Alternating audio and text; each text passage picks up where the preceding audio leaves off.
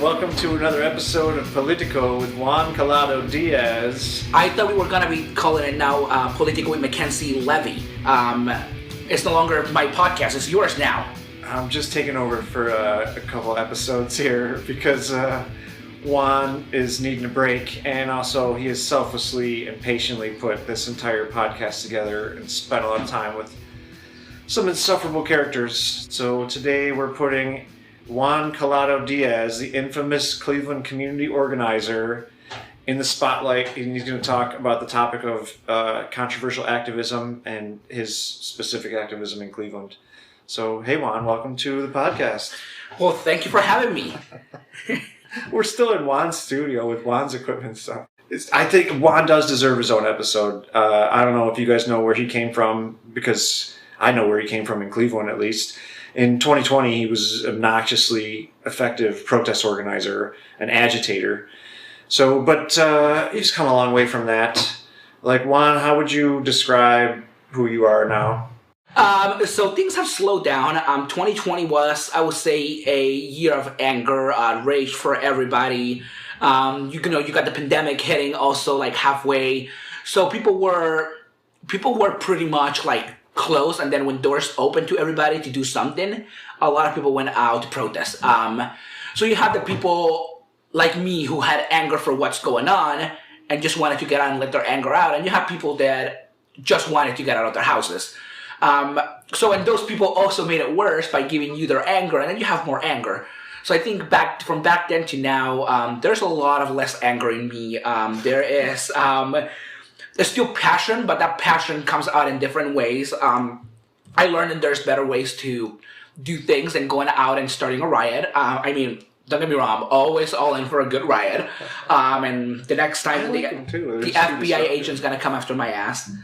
No, but I think personally it's like I've seen a lot of change. And because I've seen that change among like, how I've seen change in our government, no, at the federal level, still the same shit. But at the local level, I've seen so much change among like the people that are listening somehow. So I feel that there's more ways to calm down, and there's more effective ways to do activism than shutting a road and arguing with CPD, who's not gonna give a fuck and just put me on their like little list and follow me on Twitter and Facebook and try to get on my life for the rest of my day. So I feel there's more effective ways to work around things. Okay.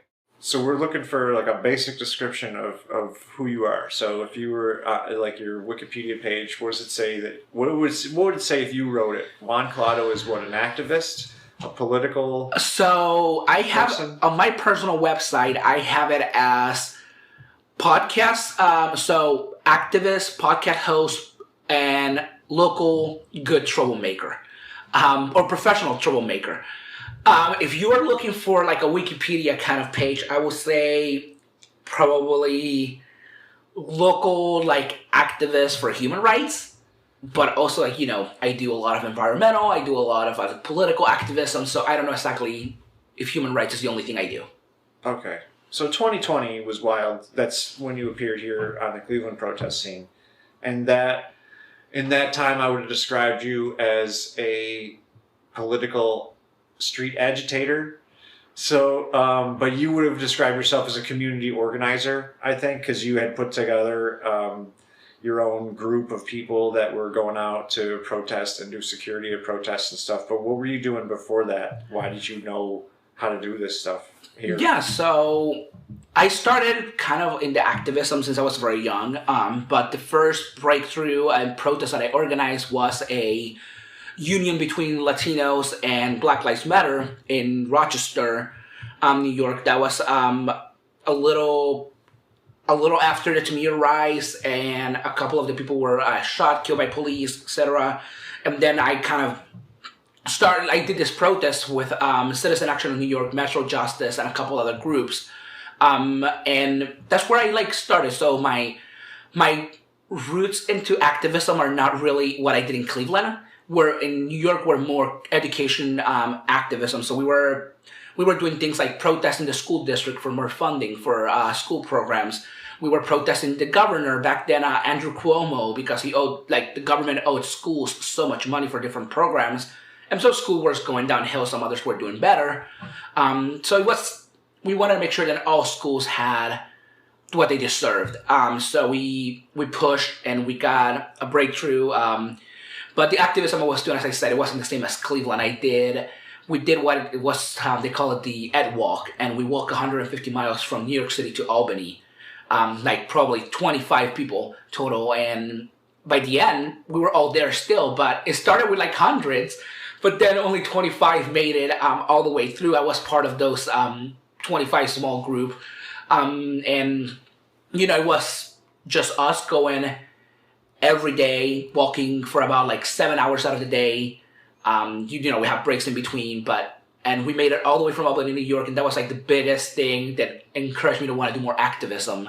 But who taught you how to do this stuff? How did you know that taking it to the streets and like doing a march from here to there to get attention for your cause, why would you even start doing this stuff as a youth? So, I don't think anybody teach me. I just pretty much felt interested by seeing like how my community got things done and things were done. My mother was never like, well, I'm a child from a single mother, so I was never part of like any protesting or anything because my mom was always either working or, you know, like taking care of us, doing stuff. But my mother was very involved in politics. She was very involved in political campaigns in Puerto Rico. So that's where I got like part of my political part and side from. Then the other parts were pretty much, I just saw friends and other activists, and I was inspired by the work they're doing. So, you know, I kind of got into it and I wanted to do more of it. It was never, you know, I was never that like Che Guevara guy that like, oh my gosh, he's like this big thing. No, but I was more like, look at these local organizers. They're making a change in my city. Let me do that too. So, but when you got to Cleveland, you did some pretty crazy things here. I mean, like, never saw you at protests before. You might have, like, trickled into one or done something. But then in the May 30th, 2020 riot, you were, like, on the front lines with the police. I don't think you were doing anything, like, as far as throwing the tear gas back to them, but you were definitely yelling at them. So, what were you doing down at the riot? So, yeah, that day I actually went... I was in community college at that time, so I went in to I was going to write about the protest for my college newspaper and send an article. I was getting into like, oh, I want to do writing somehow, and I wanted to do that.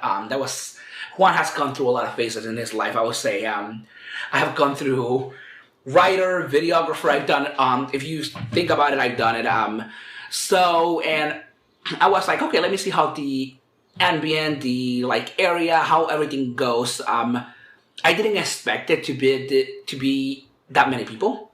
I didn't expect it to be this potent of like anger, and they just wanted to attack. Like it was strong how their feelings were. I didn't expect those feelings to be there. And then all of a sudden, you know, there's people trying to break through Justice Center. Like, are you trying to go into jail directly? I don't know. Is that what you're trying to do? If you break into the Justice Center, them out or something? I don't know what their plan was either. There was no way to do it. You need like badges to get up there. They knew that it was a place that had the police in it, so they were like, let's attack that. Yeah, which is odd. But then, you know, like then the police, at the beginning I was screaming to people like, do not give them what they want. You know, this is what they want. They want to attack you. They're trigger happy. They're power hungry. They want to attack and hit you. And then a second later, all I see is Mace hitting a close friend that is like a cousin to me. And she's out. She's the first one to get hit with Mace because she was trying to run to the cop.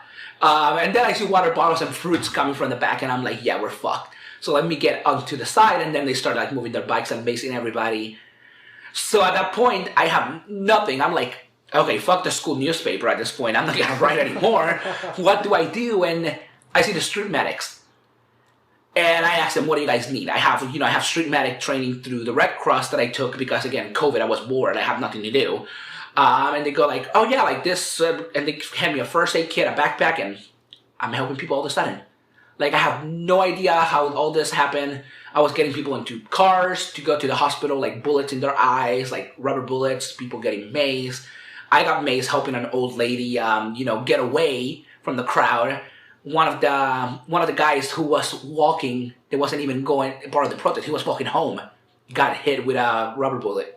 And one of my friends ended up taking him. Back then, I didn't even know this guy, by the way. He just threw this random dude to his car.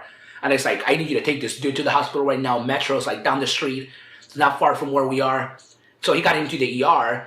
But all downtown was pretty close. So I was down there until midnight, I believe, like 11:30-ish. And it was just nuts. There was no way to get in, no way to get out. The next day, I went downtown, and I was with the Downtown Alliance cleaning up. And holy shit, it was bad. Like, I never thought that it got that far. But then, you know, the riots are happening in downtown, so most of Cleveland police is in downtown, which gives the rest of the city the ability to just do whatever crimes they wanted. Because you have most of Cleveland police, and you have the National Guard, whatever, in downtown. I went in as a rioter. I ended up as a street medic, protester. I was screaming at the police to stop doing what they were doing. And I was trying to fight them because they were hurting people, you know, and I get it. You have to use sometimes you have to use force. But, you know, was it necessary to tear gas the shit out of all these people? Not really. You could have done it in a better way, but again, they're the police. They're trained to be trigger happy and to attack when they have to, and anything they see as a threat, they're trained to kill it or get rid of it. So, like a week later, you became a community activist and you organized your own protest. This is the one where you showed up with a machete. Do you remember this one? Yes, that one. So after that, we organized one actually before that one, we organized one for Tamir Rice, which was going from Cadell Rec Center all the way down to West 25th Market Square. And we were joined by Refuse Fascism, which is an umbrella organization of the RevComs, which is the Revolutionary Communists, and a bunch of old people that follow the cult of Baba Vakian, as we talked earlier in an episode with you. I believe it's like episode 3 or 4 of this podcast. The RevComs. And they pretty much kind of got me and go, oh, you're a great organizer, blah, blah, which, I mean, they told me something that I already knew. Fuck, I sound like a narcissist now. But they got me to organize one with them at the Free Stamp. Mm-hmm. Sure, why not? Which is a stupid piece of art anyways. It's the biggest communist piece of art. It's the most ridiculous. It's the most ridiculous piece of art that Cleveland has. It's not art, and also it was donated by BP Oil, so I don't know why the left supports it. I mean, I know that they support it because they like communist art like that, but still, let's get rid of it. It's just the Free Stamp. Anyways, so there was a rally at Free Stamp Park, and I'm seeing this guy's, because I follow all the rallies online or the protests and see who's doing them. And he just put his name right on there and said he was the organizer. And then I showed up, and he's got all Refuse Fascism kind of like working for him, but they're doing their own thing and they're like setting up their signs and stuff. But he's got a freaking knife on his belt. Like he's just swinging a knife in a sheath that was maybe 6-inch blade. Is that what you say? So I had a kind of like a machete. Machete. It was a machete, yeah. And I was pretty much told, like, well, Ohio's an open carry state, so I was like, oh, let's stare to the fight for a little. Start with blades, but why not? Then when I was told back then, as you remember, I mentioned this to you plenty of times. They told me do not go around the night guy. He's a threat. He's aggressive. And then I was told worse about Greg. Greg is my cameraman, videographer, who was always with me for all the protests. He would go down for every single one of them, but he also would counter protest, and he'd get physical if he had to. But he's a nice guy. So I was told that Greg was dangerous, and that he was not to be around because he will fucking destroy you, for what I was told. So whatever, and I'm like, okay, sure, why not? Let me do this. And when I go, all that I see next is like Greg was getting too close to me in the middle of one, and I just pulled my machete. And again, I don't know who Greg is. They got into a confrontation because Juan was trying to set up one of those like chop zones real quick.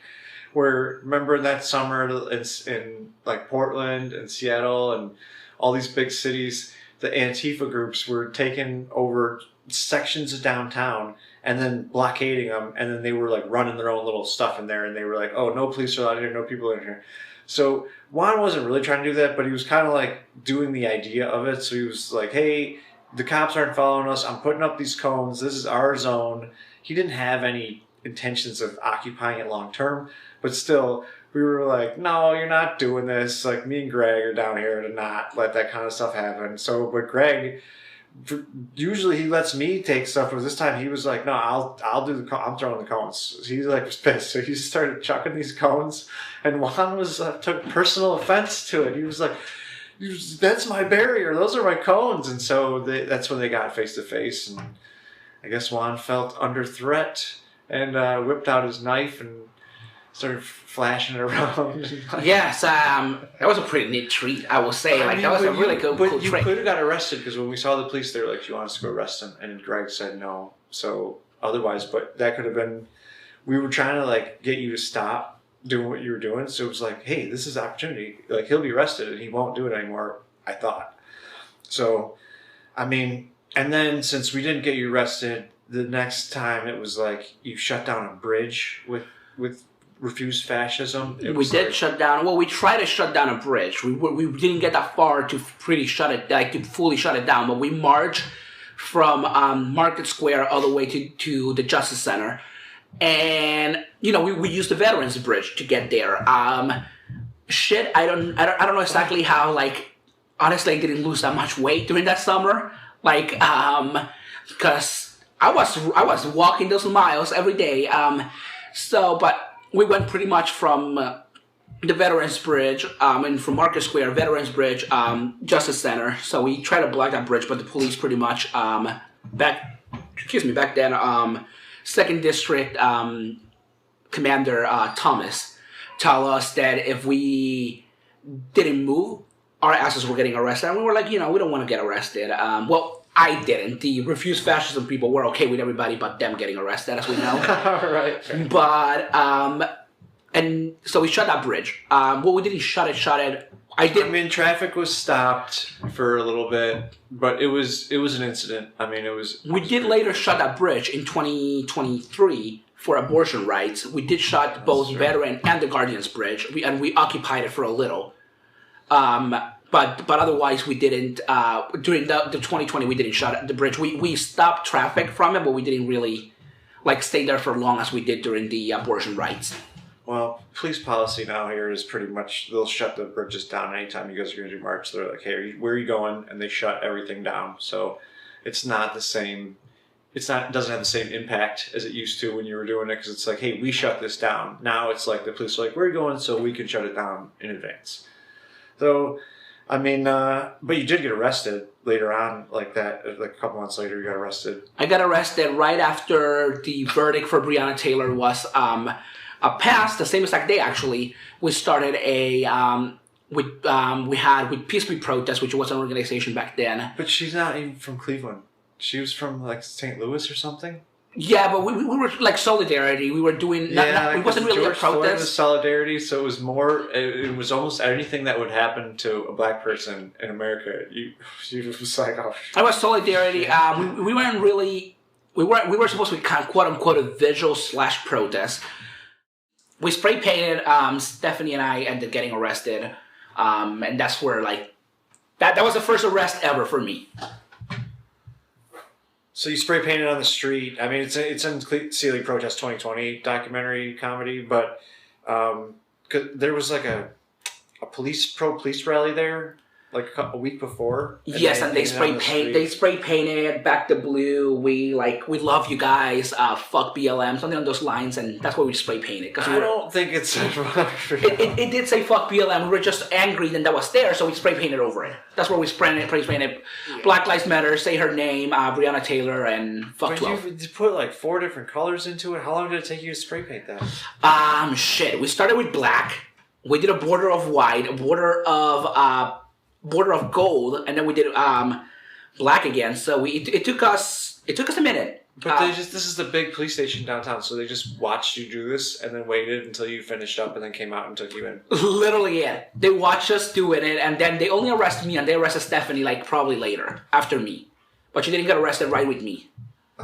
Well, there was another weird one you did where it was not heavily publicized. It wasn't one of those ones where everyone in the country does it, but you did something where you camped outside of the city hall on a mattress, and it really freaked everybody out. They were like, "What's going on?" And it was like, "It's pop-up protests." What was that one we didn't camp out with a mattress specifically for that one. I did camp out with a mattress for the lead. For the Lead Safe Coalition. Yeah, the lead. It was like, why they were calling me because they were like, "There's a protest downtown, and there was all these people coming out to see what you were doing, and you were going to wait until the morning till the city." So I wasn't the one who planned that one specifically. There was a protest, and then we had a camp out, and a lady brought a air mattress. Most hilarious thing for a camping, and we just stayed there on the air mattress. People had tents, so we stayed there for a whole night. We did one for abortion rights, where we also were in front of City Hall until we camped in front of City Hall for probably like 4 a.m. But then there was a group of suburban kids who are not Clevelanders at all, and they decided to camp in front of City Hall for no reason. They had a 1-week schedule, and they camp out.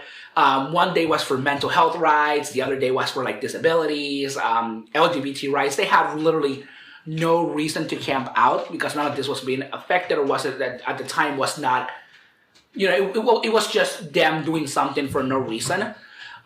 So that took away from the main cause. It took away from a lot of the other activism. But yeah, that was I've been involved in 2 camp outs, specifically in front of City Hall. I don't enjoy camping out, to be honest. So I didn't sleep. I was awake the entire time. I enjoy being in my bed in my house. So that was that's part of that part over there. So yeah, that was camp outs, but the air mattress was someone else. It wasn't me, I promise. Well, you mentioned that you're more reserved with your activism, but it doesn't seem like that. I mean, I got notified that you were involved in the organization of the Wadsworth Drag Queen Story Hour in 2023. So that's kind of when I stepped in to see what I could do to keep the situation from becoming volatile. But you knew that was going to be a volatile one, and still you were like, I think I will get involved. So what happened down there? Why did you decide to go to that protest? And then what happened to that protest? Because didn't you get arrested there too? So I did get arrested in Wadsworth. That was a second arrest for one. I've been detained. Let me clarify this. I've been detained before. I've been in handcuffs. I've been in police cars. For protesting, protesting in school, protesting in Washington, D.C. I was detained for jumping the White House fence when I was... January 6th? No, that was... No. I was at work on January 6th. I used to work for Home Depot in Cleveland in Steelyard. If you need proof, you can go ahead and ask the managers. Oh, okay. I was at work. Quick with an alibi. I have an alibi, yes, immediately. No, I jumped the fence right when Trump won the presidency in 2016.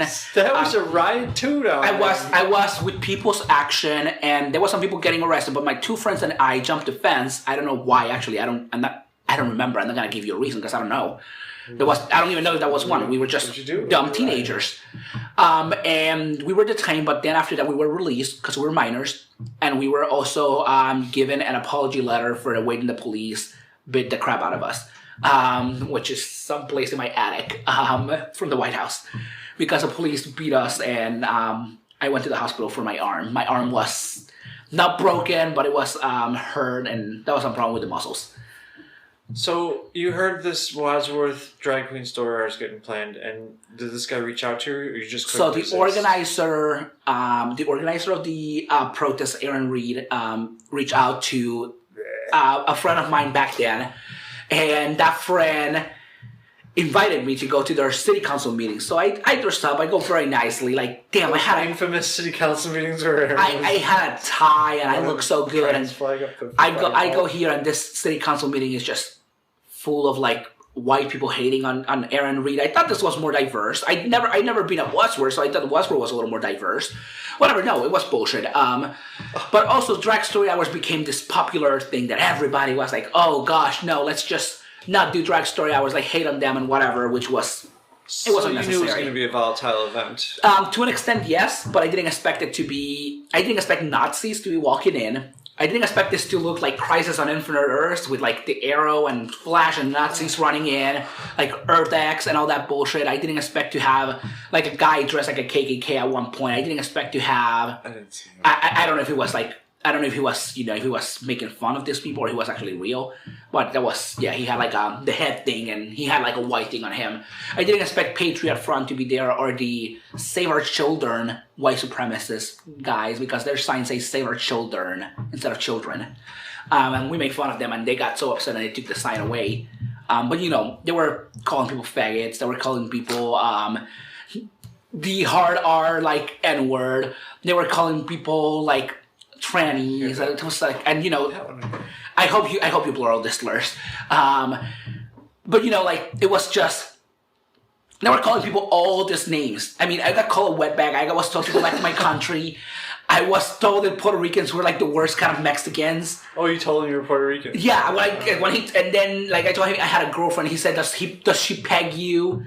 Like it was next level awful. Like I have never heard so much vulgar language around people that wanted to save the children. But yeah, did I expect this to be bad? Not as bad as it was. I expected it to have some counter protesters, maybe 20, 30. But also, it wasn't a public park, so I guess that I should have that expectation. But I didn't. I expected there to be more violence. Lucky there was a night guy there to step in when needed. So, but you got arrested. How did you get arrested? I was helping this one chick who has not even texted me thank you as of today from getting her ass beat up by a far-right white supremacist. I don't know. Oh, really? I mean, it was the end of the rally. Yes, this guy had been involved in some other altercations. But, it was probably past the time when everybody should have gone home you're not anyways. You're not defending the guy. The court found him guilty. You knew there was a time. That's when these things get like. No.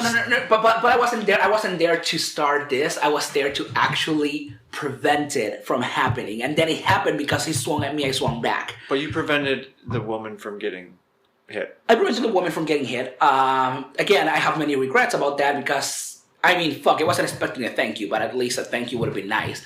Was I expecting it again? No, but now I am expecting it. I also didn't expect her to act like I was the bad guy throughout it and not even testified in court. She refused. So you had to go to court. Against him, I had to go to court for myself, and then I had to go to court and testify against him. It's not over? The court was over. It is over. He was found guilty of this crime, and I took a plea deal to where I just took a minor misdemeanor, and it's already sponged. It's out of the way. He could have done that, but he decided to wait until 2024, go along with it a year later, and 1 year after, he was still suffering. So it's on the guy. But yeah, I didn't expect this to get violent at the end, but it did. So that's why I got arrested, because I got involved. And he swung at me, I swung back. The police took me first, and they waited a little bit. They took him after a long time. They took him for supposedly the same thing, but in court, it was told that he had other things. This is the same guy that was supposed. People said that he had a gun. It looked like it was a mace gun. I do not know. I'm gonna assume that it was the mace gun that was confiscated. That was never a real weapon confiscated from him. But it was also the same guy who brought his child to this event to say vulgar things and scream at people and middle finger at people. So that you have all this. That is what 12-year-olds do. Yeah, kind of. You can educate your kid to not be a dick and not be disrespectful and an asshole. His kid was pissed that one of their family members had been changed by the LGBT people. How was her family member changed though? Like, the LGBT people don't go around with a wand and go bibbidi bobbidi, now you're gay. Like they don't go and do that. I mean, if you're gay, you know it yourself. I do know two older women who had been married and kids, who were lonely and then started to go into the LGBTQ center and then decided they were gay. Well, they're bisexual, maybe. Anyway. Bisexuality is this. That's what I'm getting at. Like, people don't go bibbidi bobbidi boob and you're a freaking and Disney's gonna copyright you me. could just be friends. They don't have to be lovers. I mean, if you want to, listen. But if you want to eat out. You can eat out whether you're a man or a woman. It's up to you. Like, and that's what I'm saying. Like, you know, that there was no reason for a grown man to go to this children event and do that. That's what I was getting at. Like, there was no reason for us to be there, but there was no reason for them to be there either. You know, the reason that we were there, maybe we wanted to see what the drag story hour was. But instead of protesting it, well, how about if you just go in there and sit down, and if you don't like it, then you protest it.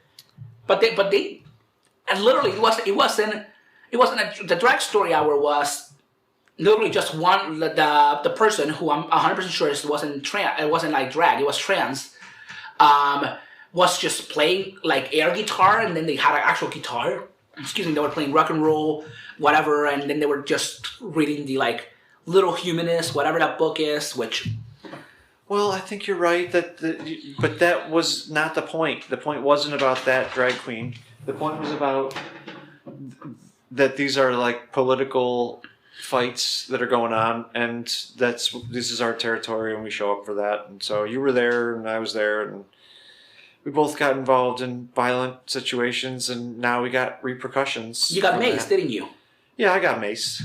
But no, hardly anybody else got maced because I got maced, and that's what I'm there to do. So, but what other kind of results have you encountered from your controversial activism? You've been fired from your job. You got death threats. I have gotten plenty of death threats in my mailbox, in my house.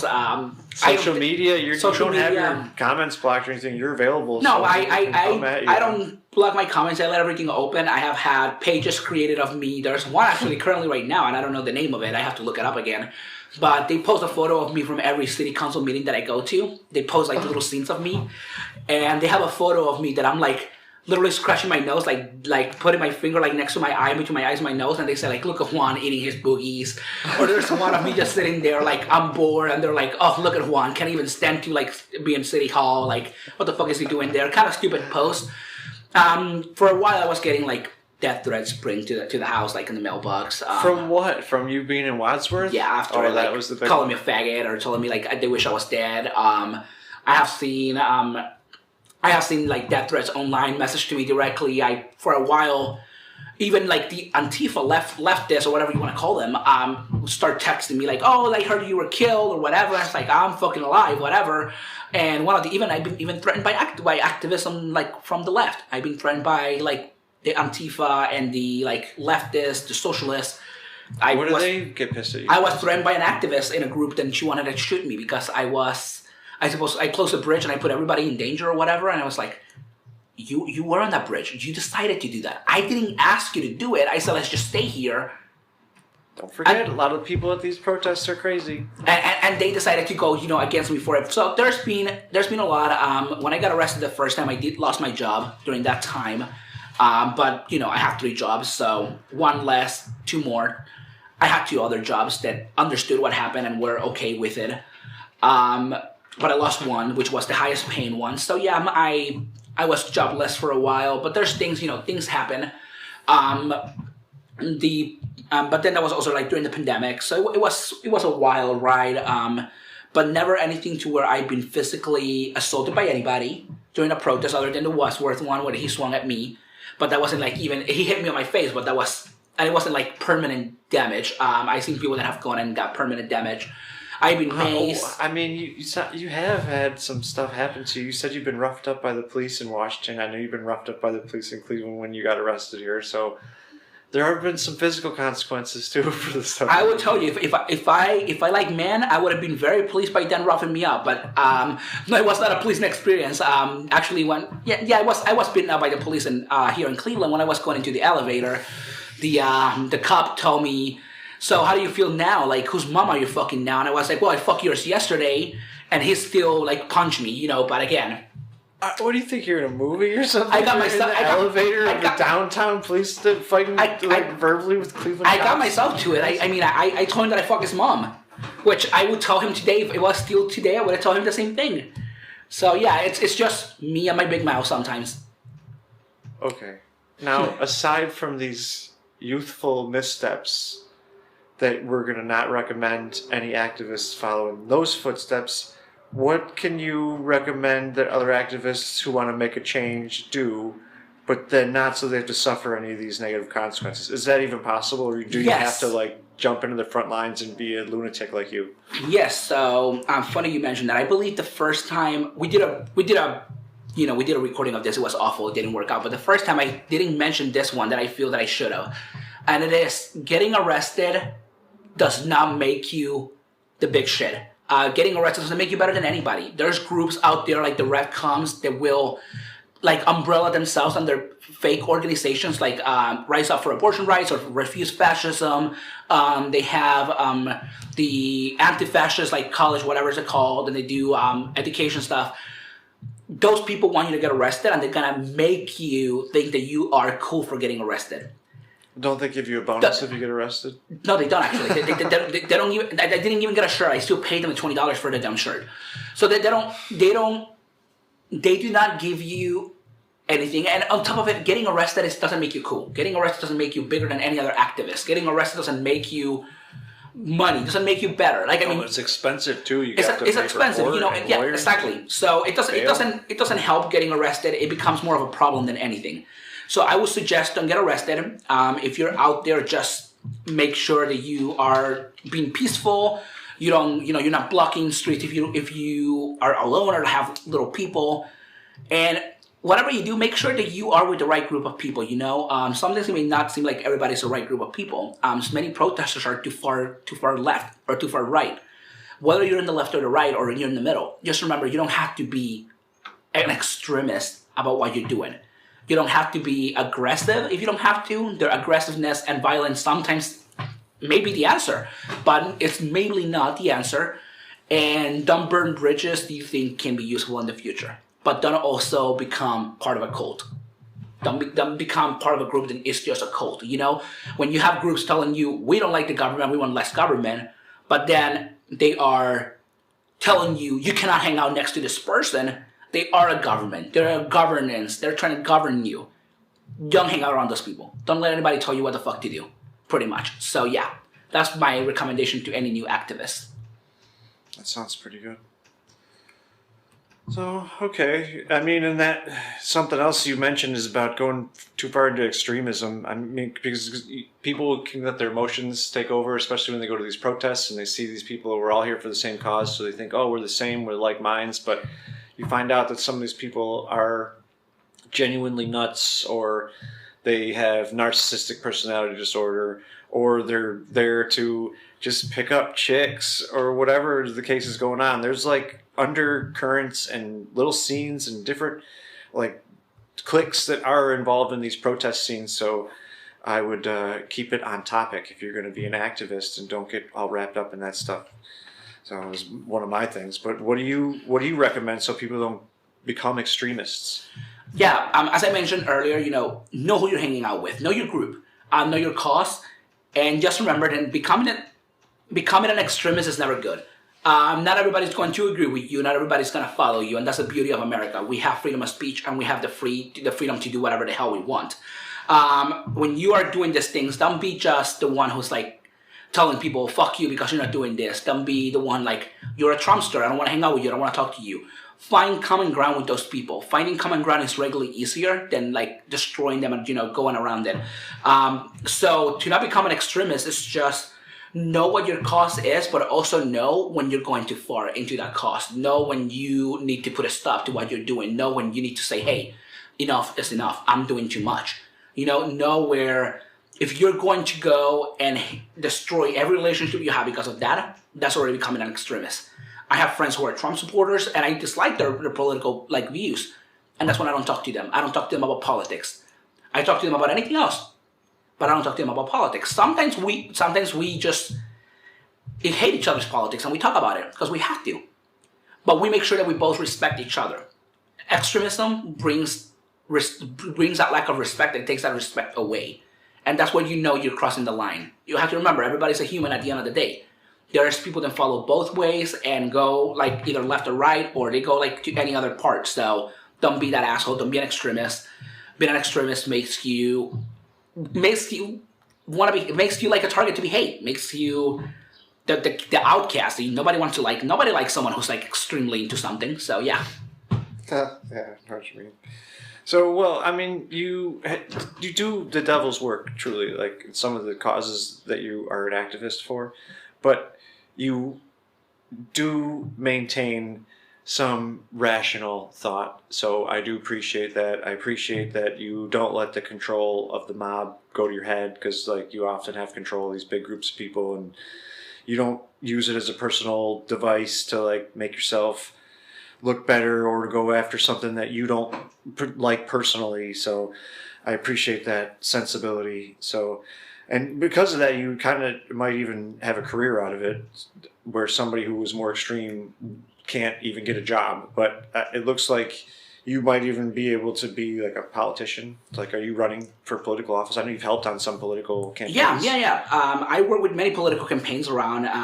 Currently working with the Libertarian presidential candidate, Chase Oliver, and his campaign. I'm working with the groups from Ohio, but I am planning to put my name on the ballot for 2025 as a city council person.